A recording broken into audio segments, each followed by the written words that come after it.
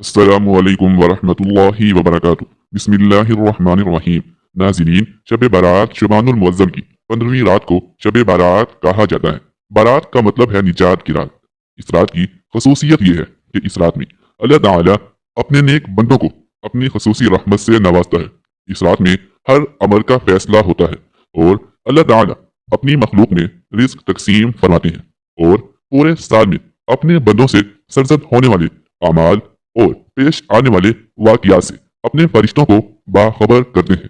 امیر المؤمنین حضرت ابوبکر صدیق رضی اللہ تعالی عنہ سے روایت ہے، وہ فرماتے ہیں کہ رسول اللہ صلی اللہ تعالی علیہ وآلہ وسلم نے فرمایا، اٹھو شعبان کی 15ویں رات کو، اس لیے کہ بالیقین یہ رات مبارک رات ہے۔ اس رات کو اللہ تعالی اپنے بندوں سے فرماتے ہیں، ہے کوئی ایسا جو مجھ سے بخشش طلب کرے اور میں اسے بخش دوں، اور تندرستی مانگے میں اسے تندرستی دوں، ہے کوئی محتاج کہ اسودہ حاجت چاہتا ہو تو اس کو آسودہ کر دوں۔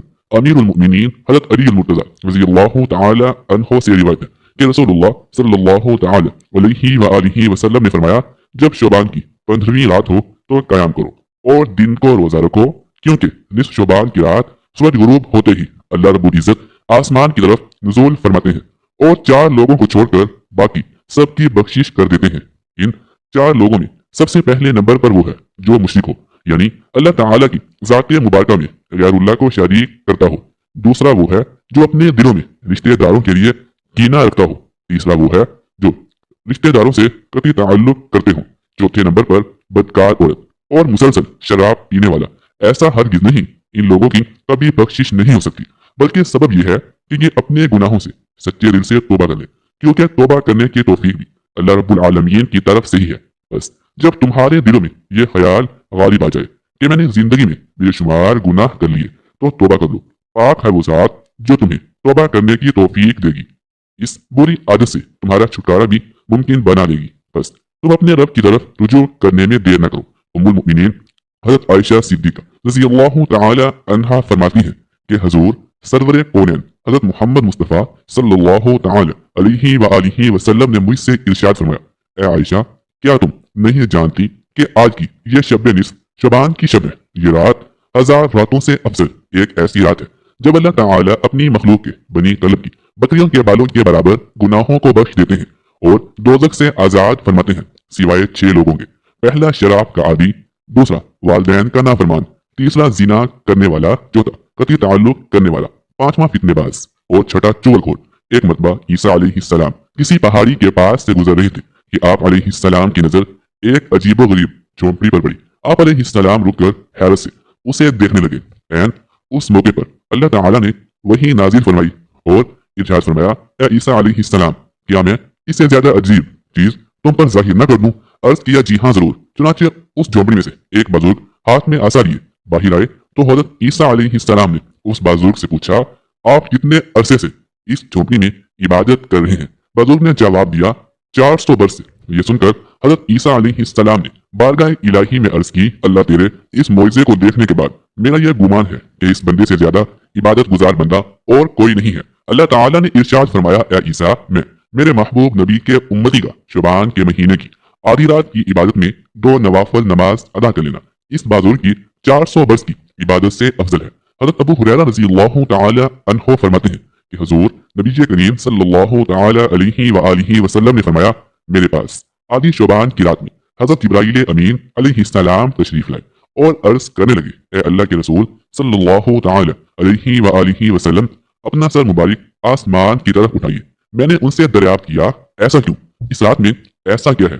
تو حضرت جبرائیل امین علیہ السلام فرمانے لگے، یہ وہ رات ہے جس رات اللہ رب العالمین رحمت کے 300 دروازے کھول دیتے ہیں اور ہر اس انسان کو بخش دیتے ہیں جس نے اس کے ساتھ کسی کو شریک نہ ٹھہرایا ہو، بشرطیہ وہ جادوگر نہ ہو، سود خور نہ ہو، زانی نہ ہو، شراب کا عادی نہ ہو۔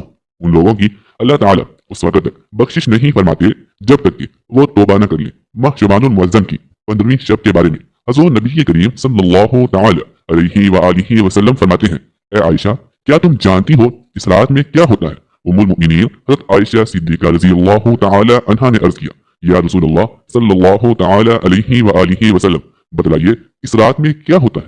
آپ صلی اللہ تعالی علیہ وآلہ وسلم نے فرمایا، اس رات کی فضیلت یہ ہے کہ حضرت آدم علیہ السلام کی اولاد میں سے جو شخص اس سال پیدا ہوگا اور جو اس سال میں مرے گا اس کا مرنا اور پیدا ہونا لکھا جاتا ہے، اور جو فرشتے ان کاموں پر مقرر ہیں ان کو اس عمل کی اطلاع دی جاتی ہے، اور جتنا رزق مخلوق کو اس برس میں ملے گا سب لکھ دیا جاتا ہے۔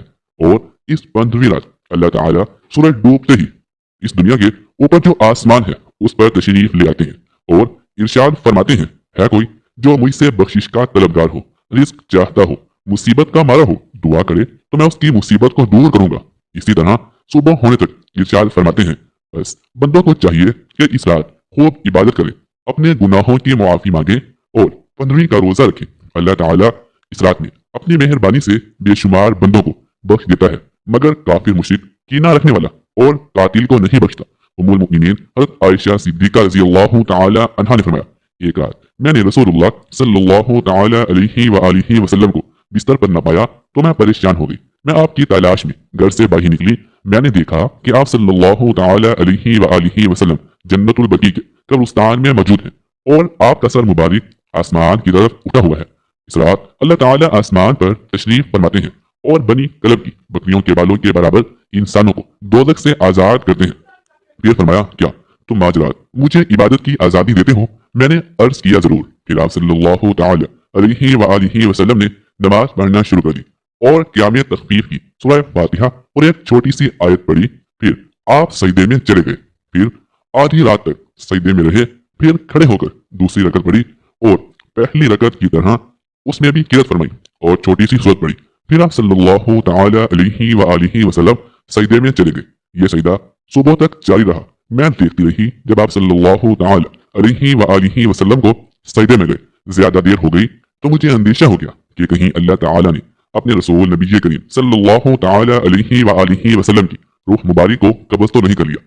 پھر جب میرا انتظار طویل ہو گیا تو میں آپ کے قریب گئی اور میں نے رسول اللہ صلی اللہ علیہ وسلم کی تلیوں کو چھوا تو آپ صلی اللہ تعالی علیہ وآلہ وسلم نے حرکت فرمائی تو میں نے خود سنا آپ صلی اللہ تعالی علیہ وآلہ وسلم سجدے کی حالت میں یہ الفاظ ادا فرما رہے تھے، الہی میں تیرے عذاب، تیری عفو اور بخشش کی پناہ میں آتا ہوں، تیرے خیر سے، تیری رضا کی پناہ میں آتا ہوں، تجھ ہی سے پناہ چاہتا ہوں۔ تیری ذات بزرگ و برتر ہے، میں تیری شان ثنا بیان نہیں کر سکتا، تو آپ ہی اپنی ثنا بیان کر سکتا ہے اور کوئی نہیں کر سکتا۔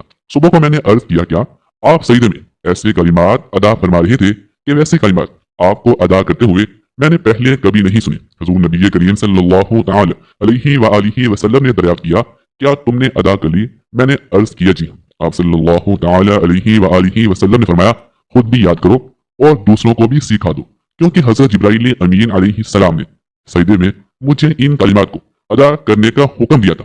ایک مرتبہ شب بارات کی رات امیر المؤمنین حضرت علی رضی اللہ تعالی عنہ عشاء کی نماز ادا کرنے کے بعد گھر کی طرف جا رہے تھے۔ دیکھا ایک شخص راستے پر رضائی اوڑھ کے سو رہا تھا، بس یہ دیکھنا تھا تو امیر المؤمنین حضرت علی المرتضی رضی اللہ تعالی عنہ قریب گئے اور فرمانے لگے، اے شخص آج کون سی رات ہے؟ تو وہ کہنے لگا، اے امیر المؤمنین حضرت علی کرم اللہ وجہہ الکریم، آج 15 شعبان ہے۔ بات جب یہاں تک پہنچی تو امیر المؤمنین حضرت علی رضی اللہ تعالی عنہ نے فرمایا، یہ رات بیداری کی رات ہے۔ میں نے اللہ کے رسول صلی اللہ تعالی علیہ وآلہ وسلم سے سنا ہے کہ اس رات اللہ آسمانوں کے فرشتوں کو حکم دیتا ہے کہ جاؤ زمین کی طرف، اور وہ فرشتے حضرت میکائیل علیہ السلام اور حضرت اسرائیل علیہ السلام کے پیچھے ہوتے ہیں۔ حضرت میکائیل علیہ السلام اور حضرت اسرائیل علیہ السلام ہر گھر میں آتے ہیں، کیونکہ اللہ تعالیٰ کا حکم ہوتا ہے کہ اس رات اگر کوئی میرا بندہ اپنے گناہوں کے لیے پچھتائے اور مجھ سے آنے والے وقت میں اچھے اعمال کا وعدہ کرے تو حضرت میکائیل علیہ السلام اس کی تقدیر میں ترمیم کر کے آنے والے سال میں زیادہ سے زیادہ رزق اور فراوانی لکھنا، اور اللہ کا حضرت اسرائیل علیہ السلام کے لیے حکم ہوتا ہے کہ اسرائیل علیہ السلام ہر گھر جا کے دیکھ آنے والے سال میں جس گھر میں جو مرنے والا ہے اسے بتا کہ بیدار ہو کے اپنے اللہ تعالیٰ کی عبادت کر، کیونکہ باقی اس کی زندگی میں اتنی سانسیں اور اتنی دھڑکنیں موجود ہیں۔ اگر کوئی میرا بندہ اس رات اپنی زندگی میں میری عبادت کے لیے مجھ سے مہلت مانگے تو اس کی زندگی میں فراوانی لکھنا، اور اگر وہ آنے والی زندگی میں مصیبتوں اور بیماریوں سے نجات مانگے تو اس کی آنے والی زندگی سے ہر مصیبت کو ختم کر دینا۔ اے شخص اس رات تمہارے پروردگار کا حکم ہوتا ہے کہ اے فرشتوں جاؤ ہر گھر میں نگاہ ڈالو، آج کی رات کسی بھی انسان کی कोई भी दुआ रद्द न होने पाए। इन अहादीस करीमा और सहाबा इकराम रिज़वानुल्लाहि ताला अलैहिम अजमाइन और बुजुर्गान दीन रहमतुल्लाहि अलैहि के अमल से इस रात में 3 काम करना साबित है। नंबर 1, कब्रिस्तान में जाकर मुर्दों के लिए इसाले सवाब और मगफिरत की दुआ की जाए। लेकिन याद रहे कि नबी करीम सल्लल्लाहु ताला अलैहि व आलिहि वसल्लम से सारी हयात मुबारका में सिर्फ एक मरतबा शब बारात में जन्नतुल बकी जाना साबित है।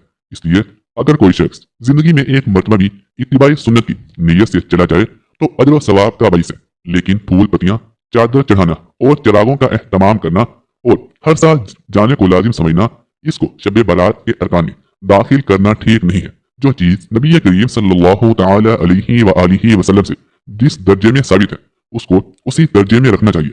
उसका नाम इत्तिबा और दीन है। नंबर 2, इस रात में नवाफल, तिलावत कुरान, जिक्र व अज़कार का एहतमाम करना।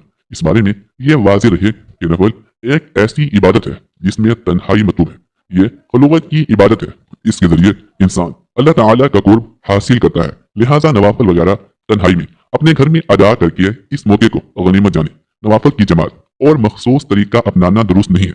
ये फजीलत वाली रातें शोर शगब और मेले इज्तिमा मुनक्किद करने की रातें नहीं है, बल्कि गोशे तन्हाई में बैठकर अल्लाह रब्बुल आलमीन से ताल्लुकात इस्तिवार करने के कीमती लम्हात हैं। इनको जाया होने से बचाएं। नंबर 3, दिन में रोजा रखना भी मुस्तहब है। एक तो इसके बारे में अमीरुल मुमिनीन हज़रत अली रज़ियल्लाहु ताला अन्हु की रिवायत है और दूसरा ये कि नबी करीम सल्लल्लाहु ताला अलैहि व आलिहि वसल्लम हर माह अय्याम बैस 13, 14, 15 के रोजों का एहतमाम फरमाते थे। लिहाजा इस नीयत से रोजा रखा जाए तो मुझे अजर व सवाब होगा। बाकी इस रात में पटाखे बजाना, आतिशबाजी करना और हलवे की रस्म का एहतमाम करना, ये सब खराफात और इसराफ में शामिल है।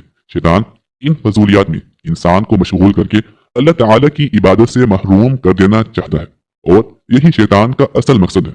बहरहाल इस रात की फजीलत बेअसल नहीं है और सलफ सालिहीन ने इस रात की फजीलत से फायदा उठाया है। अल्लाह रब्बुल इज्जत हमें दीन की मुकम्मल समझ नसीब फरमाए और हमें बेहतर अमल करने की तौफीक अता फरमाए। हमारा खातिमा ईमान पर फरमाए, आमीन सुम्मा आमीन। नाज़रीन, कमेंट बॉक्स में एक बात सल्लल्लाहु अलैहि व आलिहि वसल्लम जरूर टाइप कीजिएगा। शुक्रिया। अल्लाह हाफिज।